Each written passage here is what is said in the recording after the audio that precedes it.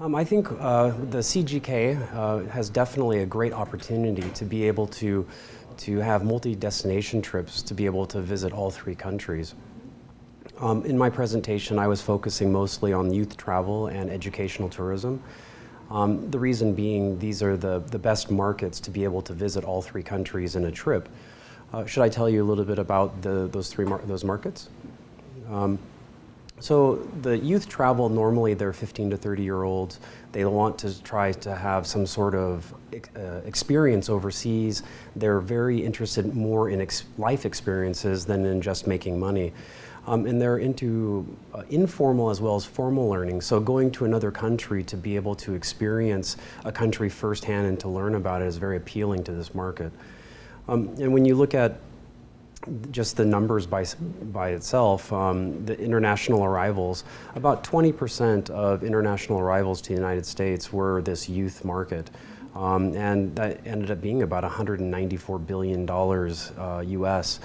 And it's growing. The youth market, they travel on average about 1.5 times more than regular tourists, and they spend about $1,000 to $6,000 per trip.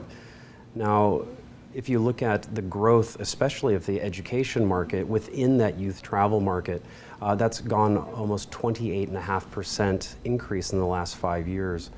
So, and these trends are increasing. In the 1990s, there was about 15% of the tourism market was youth travel, then about 20% over the last 10 years, and it's expected to reach about 25% of the travel market in the near future.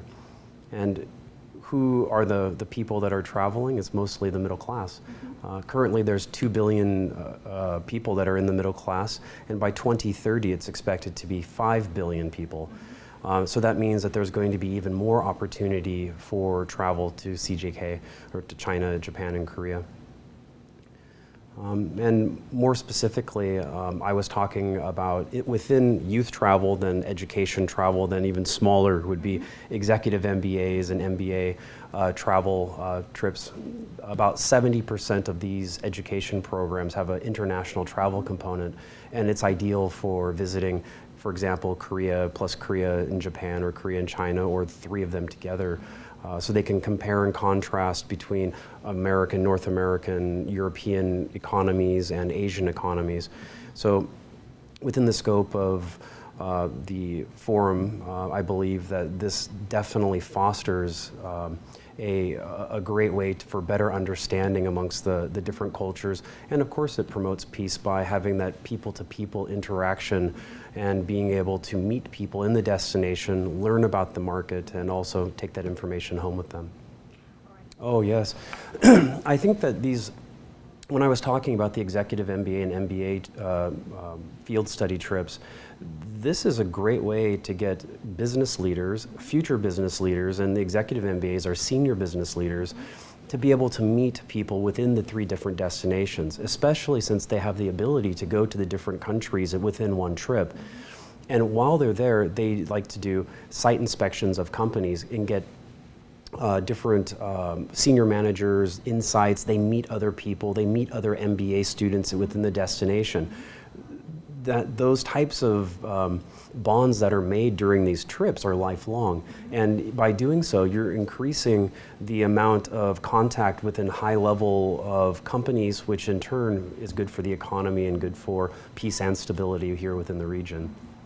Oh yes, I think there's a lot that we can do, especially of course my background is tourism, and when I'm thinking about this, the researchers within tourism marketing, they should focus on the different niche travel market segments, such as the youth market, education market, and within the education market, MBA, alumni tours, study abroad, etc. By studying these different markets and making the information available for the NTOs, the tourism boards, then that way they can spend their marketing dollars, their promotions, their budgets to be able to focus on these markets to bring them here. And by doing so, by increasing these high-level tourists, these aren't just the average, holiday makers. These are people that are the movers and shakers of big companies and within society. So that definitely will be helpful. Wow, just looking at the speakers that are lined up, it's pretty amazing. There's about 7 or 8 former heads of state. There's one that is a international, how should I say, speaker without saying his name, who could be a possible potential head of state soon. Just by having these people who were formerly heads of state to be able to have their experience and to be able to discuss the issues, there's a lot of issues today, that are very contentious, and there's of course a long shared history between Japan, China, and Korea. So being able to talk very frankly, openly, and to be able to discuss these things, I think that gives a great foundation on how to move forward for current administrators who maybe are can't say exactly sometimes what they are thinking, but it's more about policy. But here, they're former heads of state, so they can say what they think and what the government thinks, so it's not always the same. So I think that open discussion really is the best way to make sure that we have better understanding of the other countries within the Northeastern Asia. Oh, sure. And as I had mentioned before, my focus is more on the youth travel education market. So for the CNTA, the JNTO, the KNTO, I think that if they really can focus on how are they going to work together. I think right now they're still in the formative stage of what they're going to do or how they're going to do it.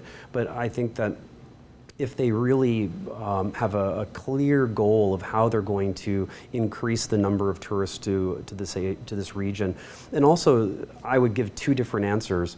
One is if they're trying to increase just the number of people for financial reasons, as in more tourists spend more money, etc.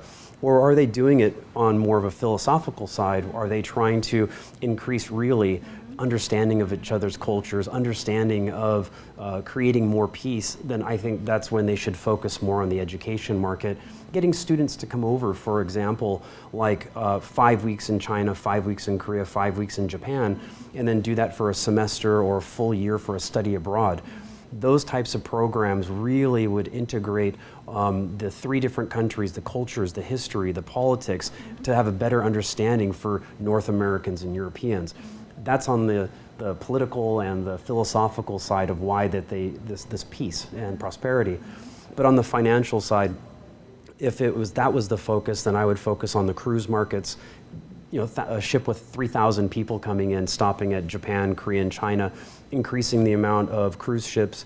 And of course, there's lots of other niche markets that are related to Korea, Japan, and China, such as martial arts tours, Buddhism, pottery tours, museum tours, UNESCO cultural heritage sites, which is plentiful here in Jeju Island as well. Gyeongju, the most UNESCO sites. As you know, you're Korean, so you would know this.